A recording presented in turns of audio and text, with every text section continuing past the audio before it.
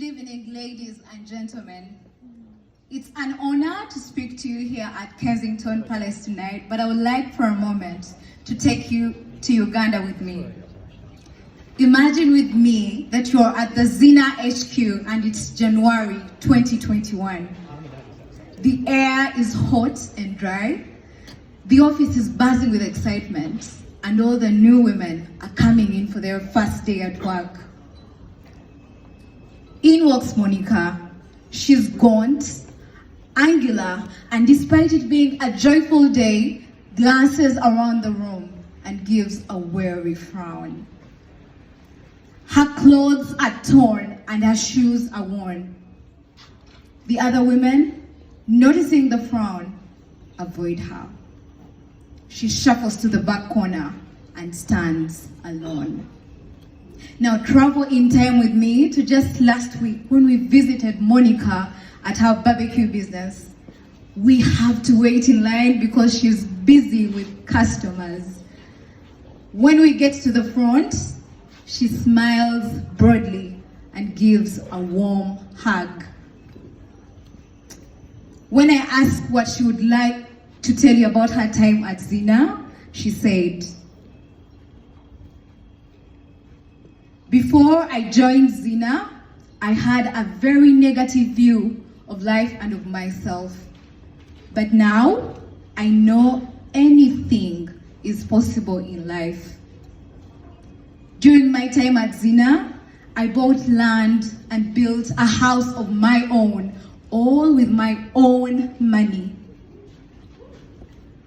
On my first day of the program, I weighed just 21 kilograms, but now weigh 61. I used to hate myself so much that I could not stand being around people. But now, life is filled with people and laughter. I'm no longer tired of the world. This community changed my life." Monica's story of transformation is powerful, but not unusual for women who go through the Zena program. The depth of poverty, the impacts of poverty are both deep and varied. In this role, I've seen women come to work lacking hygienic sanitary wear. I've had women walk to my office to share how they were beaten and humiliated before their children and neighbors. I've sat and nursed wounds of the most traumatized women, women who've gotten accustomed to staying silent about the evils they experience daily.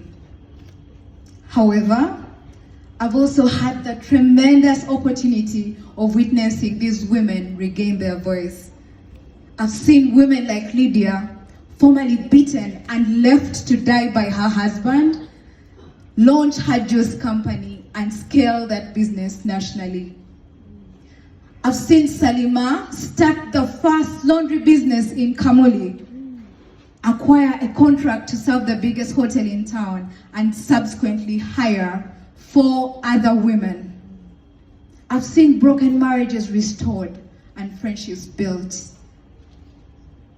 I've seen women who thought they were worth nothing make a speech before friends and families in a cap and gown on graduation day, knowing that through starting their businesses, they've pulled their families out of poverty. I could go on and on. Ladies and gentlemen, we are not stopping at this. The need is great, but together we'll meet it. Together, we'll rejoice with women as they join Zena, graduate with businesses that support them, and become benefactors for their own communities. Thank you.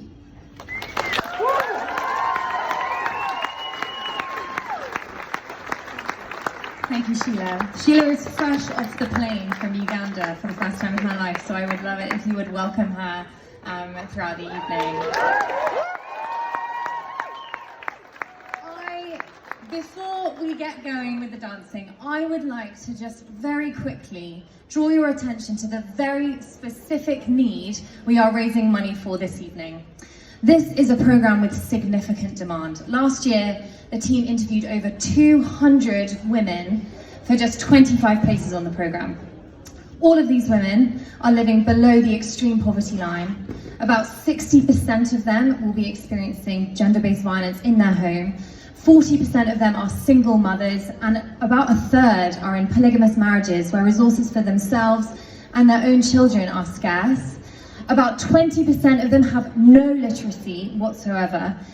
And the women in our district are amongst the most vulnerable to human trafficking in the country, in an increasingly insidious human slavery trade from East Africa to the Middle East.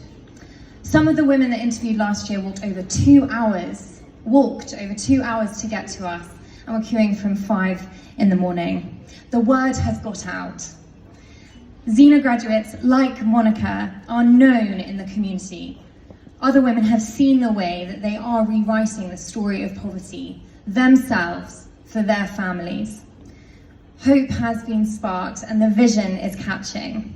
As we speak, the team in Uganda are preparing for interviews for next year's cohort of women.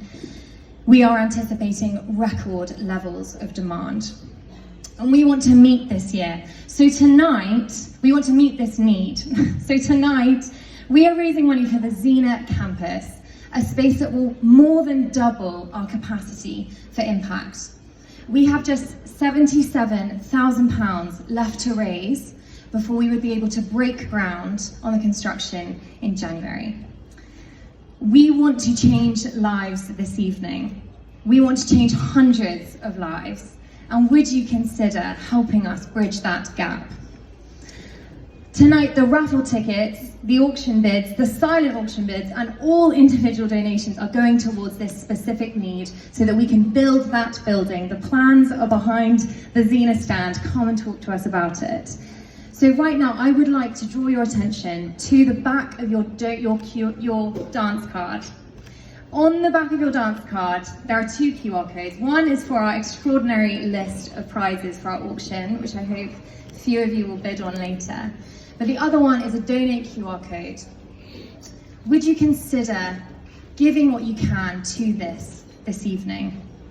There is such power in this room. Together we can extend this powerful programme to more women whose words I would like to echo as I close this evening. Anything is possible. Thank you very much.